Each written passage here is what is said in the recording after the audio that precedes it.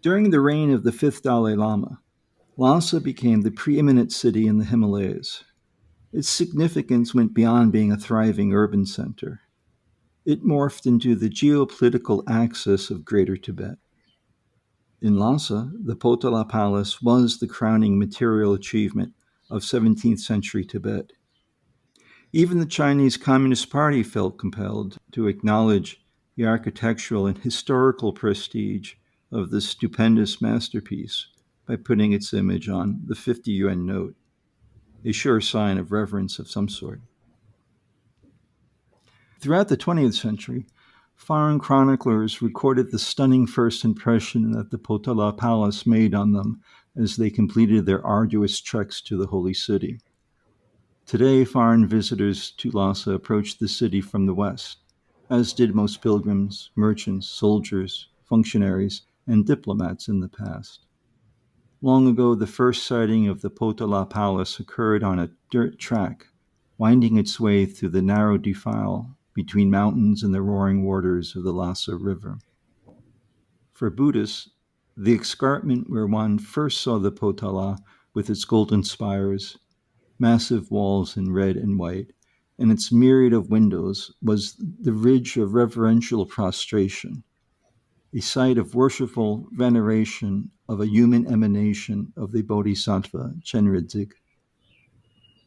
The American broadcast journalist Lowell Thomas recorded the impact of his first sighting of the palace after passing under the chortens of the West Gate in 1949.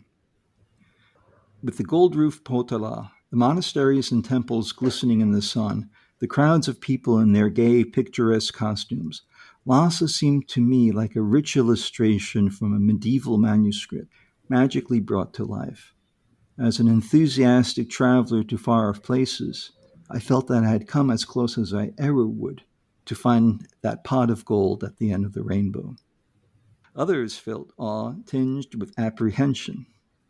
The gloriously intrepid and sympathetic traveler, Alexander David Neal, sensed the danger of the distant but inevitable intrusion of the uninvited guest of 20th century modernity.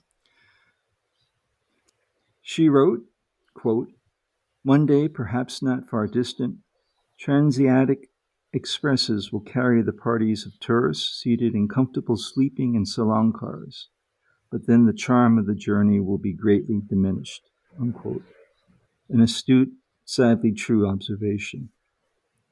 Nonetheless, in the 1980s, the majestic sight of the Potala Palace still managed to inspire awe among backpackers rattling into the city on decrepit buses from Gongkor Airport.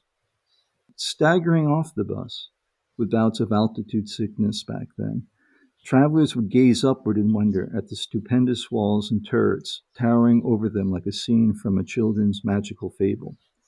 You might even have allowed yourself the guilty pleasure of thinking that you had made it to Shangri-La. As if in fulfillment of David Neal's prophecy, the first glimpse of the palace these days no longer packs the same mesmerizing punch.